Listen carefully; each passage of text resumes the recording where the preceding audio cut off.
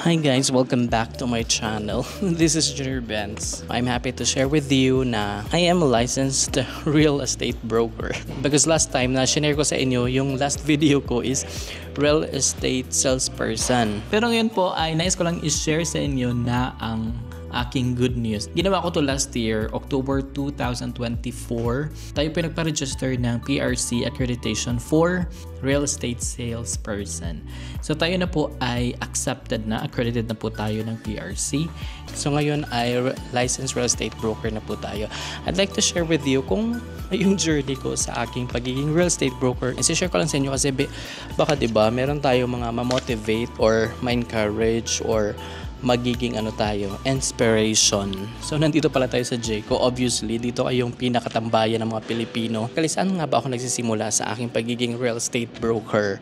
So number one is yung for having the passion of sharing information related sa real estate services. At the very beginning is kaya nga nag-civil engineer ako because I want something yung mga related sa building, mga structures, and then na-encourage lang ako from the documentation until sa pag-sell. By passion or by heart talaga is gusto ko yung mga ganong ginagawa. So matagal na talaga siyang nagsisimula pero it was just paunti-unti.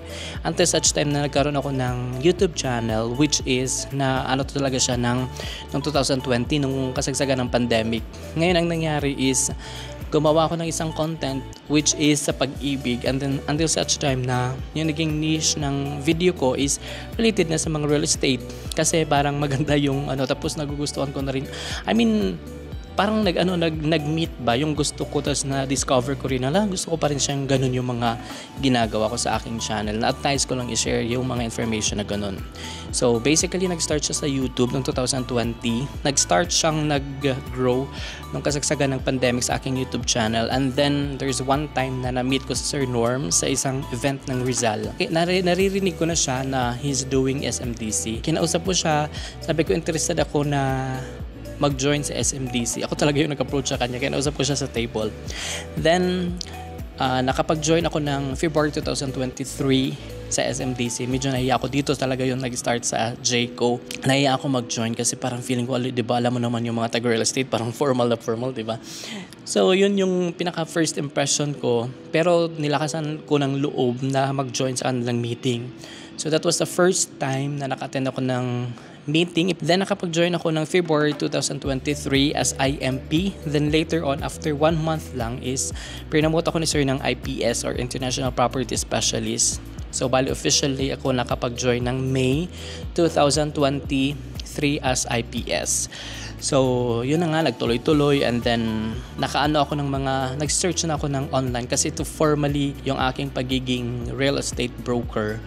So naghanap ako ng mga online class in 2023 ng September, nag-start ako. Unang-una pa nga is ako sa iAcademy, pero it was just na yung iAcademy kasi sobrang talagang it's an investment pero talagang sobrang ganda ng product, sobrang ganda talaga ng iAcademy pero during that time talagang sabi ko hindi kaya ng bulsa. It was just, I'm very lucky kasi nung nag-discuss yung isang professor namin, sabi niya na meron din naman daw na hindi masyadong kamahalan. Kung sa iAcademy is nasa 100,000, dito sa PCU is mga 20,000 plus lang yung tuition. So, sabi ko mag-transfer na lang ako tapos mas mabilis din doon sa PCU. So, doon ako nag-transfer. Nakagraduate ako in 2024 in August. So, ang daming mga challenges. Basically, sobrang dami talagang pinagdadaanan kasi andito ko sa Saudi Arabia. Kailangan kong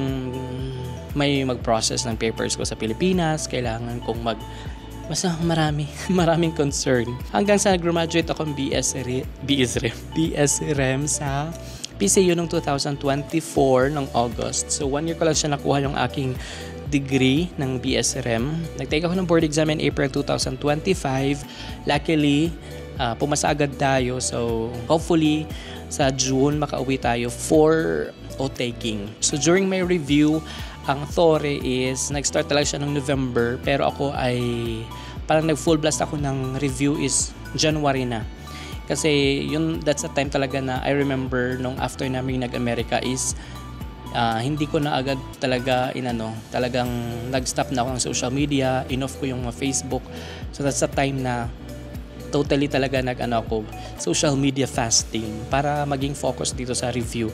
Luckily effective naman siya kasi pumasa tayo. So mas pa nga sa akin dahil talagang umuwi ako for filing ng application ng exam.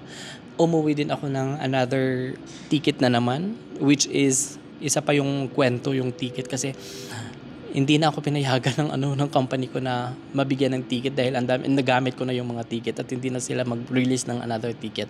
So personal ko na siya. So luckily talagang yun nga yung na once na talagang ibibigay sa ni Lord regardless of anumang instances or anumang season or anumang sitwasyon meron ka, makakahanap talaga ng paraan. Kasi yan na, nakadesign na yan. Para na talaga sa'yo. Wala nang makakapigil pa. So luckily, that's my story on how I become a licensed real estate broker. So hopefully, magtuloy-tuloy yung ating vlog.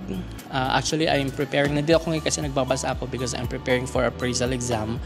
Hopefully, another vlog in the next month for success story. Cross fingers. So I hope na it will inspire you kung ano yung burning desire ng puso mo, ano yung pinaka-goal mo, ano yung na-forecast mo na magiging ganun yung buhay mo. Gawin mo lang yung mga paraan na kaya mong gawin. I know na whatever your plans, whatever your dreams, whatever your motivation, aspirations na gusto mong gawin sa iyong buhay mo, talagang magbibigay si Lord ng mga ways. Basta gawin mo lang din yung part mo.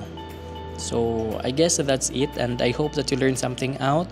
You get something out sa aking story. It was a very short but I'm just happy to share with you yung accomplishment na nagawa ko this year starting ng 2025. Na rin siya kasi 'di ba for just a short period nakuha po natin yung ating dinidesire, which is yun talaga yung sabi ko nga at the very beginning, passion ko talaga na gagawin yung mga ganitong gawain. So, I hope that you learned something out from this video.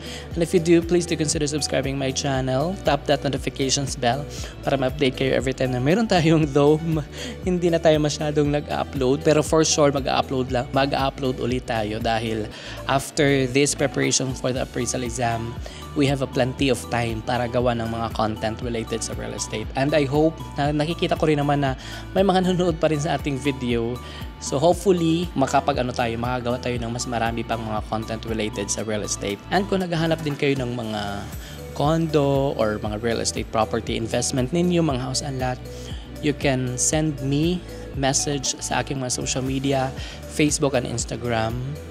At sasagutin ko po kayo at bibigyan ko po kayo ng mga options na mas maganda para sa inyong mga investment. So maka-refer na tayo dahil tayo po ay licensed real estate broker. So I guess that's it for this episode. Have a great day and good night. God bless.